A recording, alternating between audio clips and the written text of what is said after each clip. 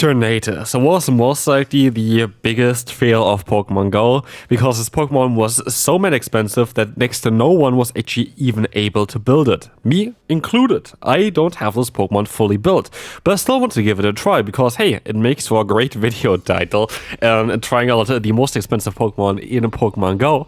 But my Pokemon is here also I think only level 47. I spent quite a lot of money onto this Pokemon, and I think back in the day, I didn't look it up again, but it was around 600 to 700 euro that you needed to spend in order to get this Pokemon fully maxed out for the Master League and unlock all of the different moves for the Dynamax feature.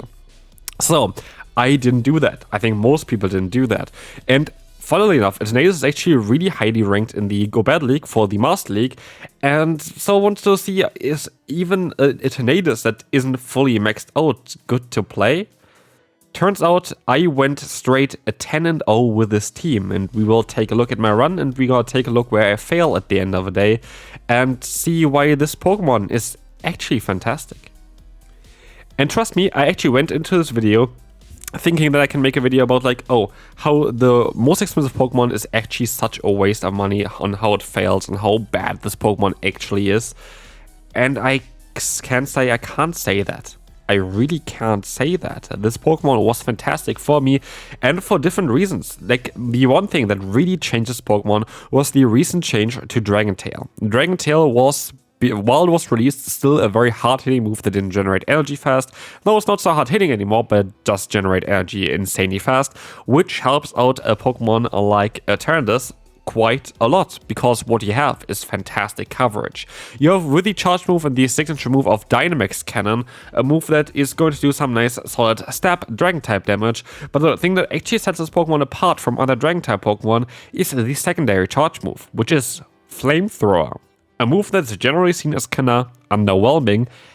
In this meta, it's actually fantastic, because what you have now is a Pokemon that functions as a core breaker between the most common Pokemon. What I mean with this is, you have the Dragon type damage for the Palkia, but you're also going to have the damage for the Zacian in the Flamethrower. And this is huge, and this is actually huge, because what you have as well is fantastic pacing. And here, by the way, I think I make a bit of a mistake. I should have just went for the Freeze Shock at this point, but I didn't do that, which is absolutely not ideal, as Brutal Swing is going to come through against us. We are going to take a look here real quick on how things are going to go. We are going to be able to go for the Fusion Bolt. Again, it's not really what you want to do there. Fusion Bolt is not going to work out that well for us, but we can go for another charge move here. And this is going to be alright, as we will now get the Zacian out. We have our own Zacian against them. We are in a bit of a disadvantage here, I would say, but the opponent is lagging. And this is something that I definitely take advantage of right now. This is something that, I just didn't really see the point of not taking the advantage. Like, what can I do? They're lagging a tiny bit, they're not actually lagging the entire time.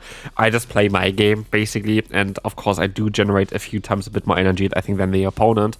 So, let's take a look here on how things are gonna go. Close Combat is gonna get the shield. In comes our Eternatus. And again, we're going to have the Flamethrower for this Pokemon, but we have to be mindful that the opponent does not catch. And we will see here that they didn't catch. And so we can get the KO with this very strong Pokemon. The Flamethrower is going to knock them out. And in comes the Lunala, and we have enough bulk to survive a hit, but also enough fast move damage to knock them out. Alright, fantastic lead. In comes Lunala. A Pokemon that I haven't talked about yet at all is our Seiso. I want to make, and I'm maybe still going to make, another video towards this Pokemon specifically, but Kyurem Black is a Pokemon that is super underrated currently.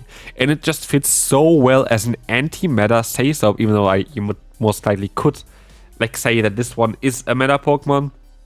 But basically, it kind of fits like perfectly in here as an anti-meta Pokemon, because what you have here is a Pokemon that has Shadow Claw as a fast move that allows you to knock out Lunala quite easily, have a pressure against opponent's Metagross, but just generally speaking is very nice neutrally in the meta. Then you have the charge moves that are going to be super effective against Yveltal, which are kind of the things where, again, with the Yveltal, you kind of just want to go ahead and knock them out with those charge moves, as the fast moves are going to be resisted.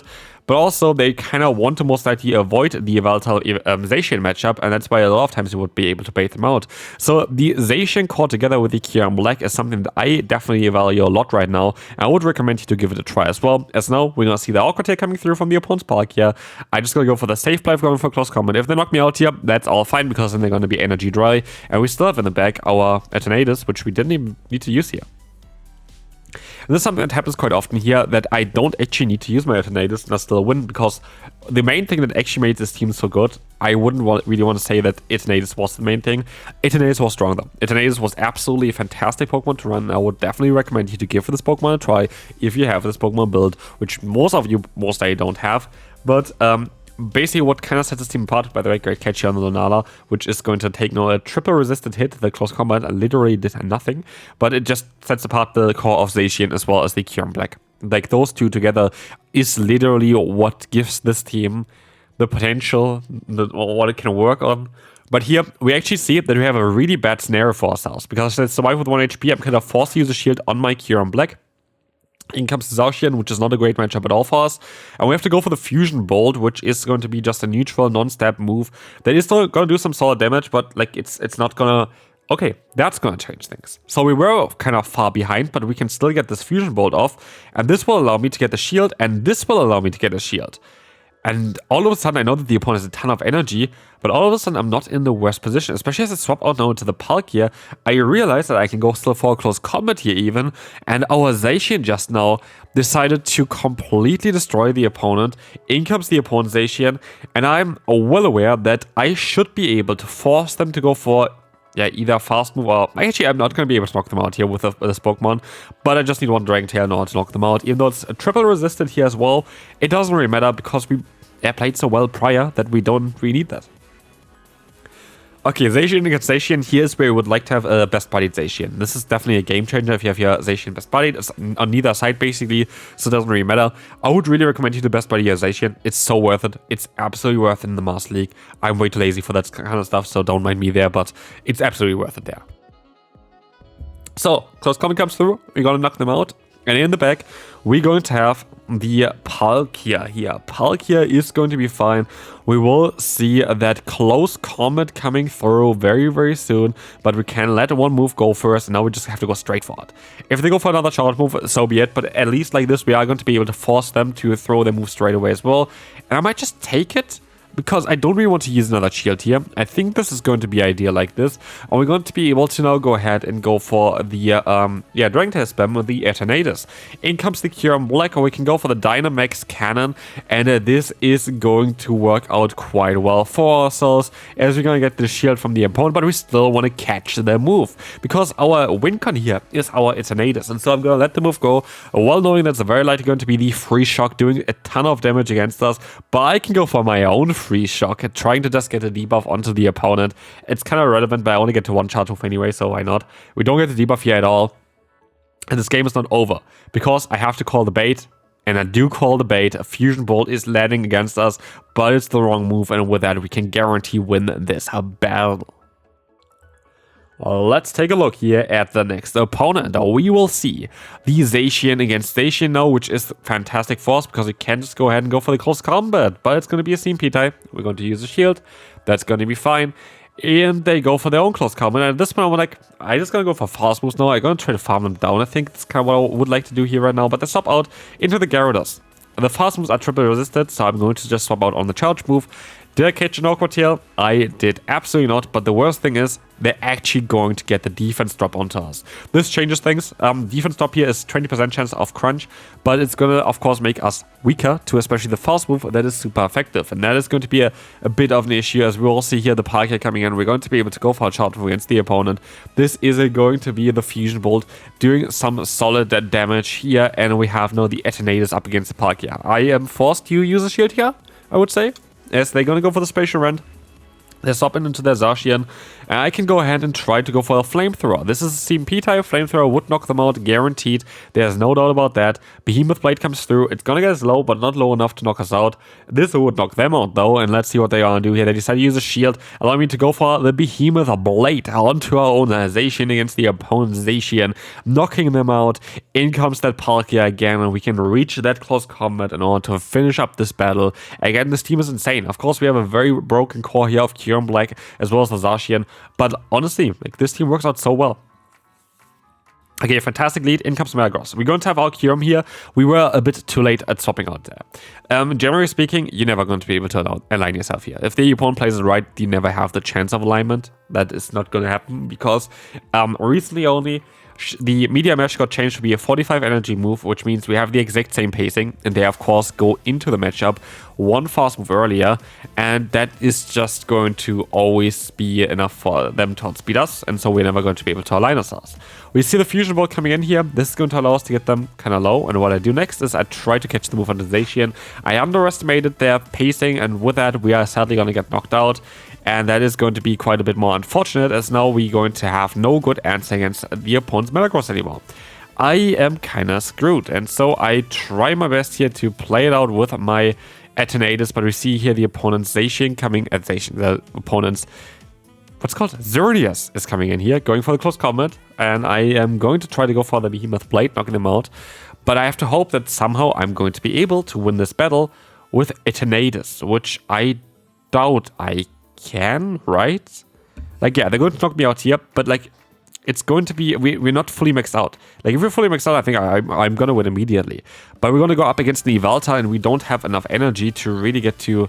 Okay, yeah, as we see, I would have actually definitely would have won this battle if I would have been able to have my Pokemon fully maxed out, which, by the way, is absolutely ridiculous, impossible to do unless you played it through the event and did all the raids with the event, which was way too much. But yeah, as you're going to see here, we're going to be able to still knock them out because Eternatus is honestly very, very nice. Okay, we're going to see here a very nice and neutral lead. We have the Zekrom against us, a Pokemon that definitely got quite a bit better recently with the Dragon Breath change as well. Honestly, Dragon Breath changed a lot towards the Dragon type Pokemon, made them all a little bit stronger.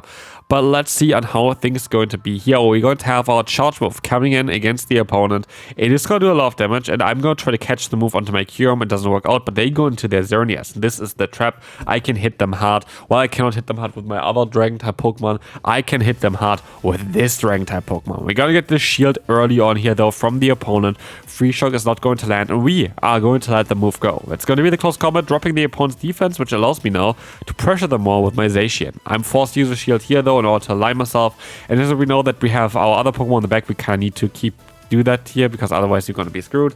They swap out into the Zekrom, and we are now in a position where I have no real options. I swap out here, don't know what I was hoping for. It doesn't make sense. It just doesn't make sense. Like, it really doesn't make sense. I have no chance of winning now. They have a Palkia. Why do you go into the Palkia? That does not make any sense to me. Like, you have a Pokemon that can take my hits, and you have a Pokemon that cannot take my hits. Why do you go into the Pokemon that cannot take my hits? I don't get it. Personally, I have no idea what they're trying to achieve here. But I'm going to be able to go for the close combat here, and this should be enough to knock them out now, and this is going to change everything, of course. As we will see here, now these Xerneas are coming in against us. We're going to be able to go for a charge move against the opponent, and that is going to be fine, as the close combat is going to take the KO, and we can move on to the next opponent, where we will face off against a Palkia in the lead. Alright. Let's see. We're going to have here the option, of course, for the opponent to have Fire Blast. I will recommend you to do that as well. I will always play as if they have Awkward here. Like, I will always do that, because here's the thing. Most players will only build their Spatial Rent Zacian, what's it called? The Spatial Rent Palkia, of course. They will not build a Pokemon that doesn't have the signature special move. The only type where people do that is if they only have like a Hundo of that form, basically like this, without the move, and they don't have anything else that they got. Like, I, for example, got a Shando Palkia Origin form without the signature move, which I still build, of course, which you know from all of my videos. But it's basically impossible. Like, you're not going to run, for example, Fire Blast plus the Spatial Rent, because you cannot get Spatial Rent through Elite TM again. Nobody is going to get rid of it. And Awkward Tail is so crucial on this Pokemon that I would recommend you to always, if they have it, okay, good for them. I would recommend you just always play like the opponent has Awkward Tail. don't care about anything else. Just say, okay, the opponent's Aqua Tail. If they don't have Aqua Tail, okay, good for them. Like, they're going to win the battle most likely.